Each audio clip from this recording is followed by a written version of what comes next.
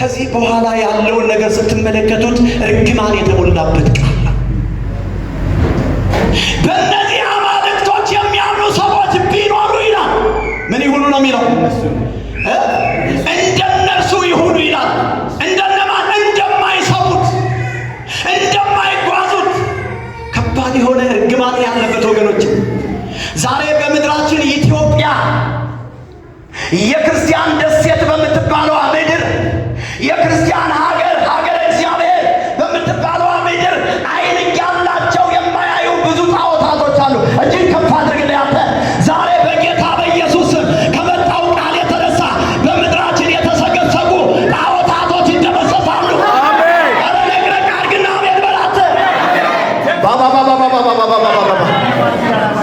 አንተ ቃሉ ይኸውልህ በሁለት በኩል የተሳለ ስለታማ ሰይፍ ነው። አንተ ድንዛዝ ያለ መሰል የተጠረገ ይሆን ምድራችን ኢትዮጵያ ላይ ይብን አሁን ይኸውላችሁ ነገ ጀምሮ የሚመለክ ጣዖት አለ። እጅ ከፍ አድርግልኝ። ከመጣው ቃል የተነሳ እግዚአብሔር ይገለብጠዋል። ለምን ነቅነቅ አድርገህ አሜን አትለኝ? ወይኔ እኔና እናንተ ባለንበት ምድር ተለይተን ወጠን ጸድቀናል ብለን የእግዚአብሔር ዕቃ ይዘናል የምንል እኛ ባለንበት ምድር እመኑኝ ጣዖታት አይመለኩም፣ ጣዖታት አይከበሩም። እኔ ባለሁበት አንተ ባለበት ምድር ጣዖታቶች ይሰበራሉ።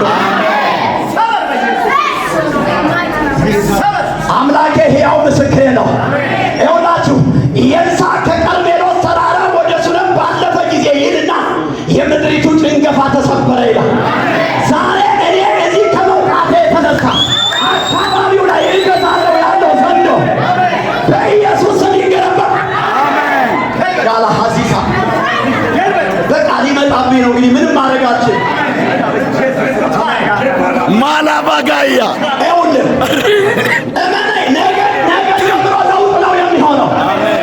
ነገ ጀምሮ ሰፈርሽ ላይ ለውጥ ነው የሚሆነው። ለውጥም ይነሳል።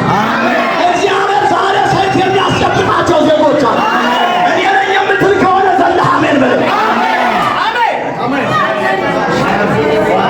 ሜላ ባጋንዱራ ላራና ቦራ ረቤ ግሎሪ ቢጋይ ገደለ። ይኸውላችሁ ቁጭ በሉ። ጌታ ይባርካችሁ። በጣም ተባረኩ። ጌታ ይባርካችሁ።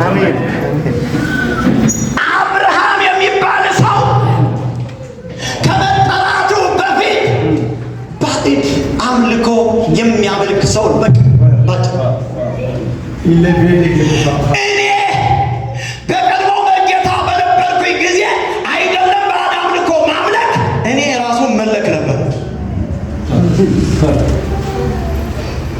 እግዚአብሔር ምስክሬ እኮ ነው።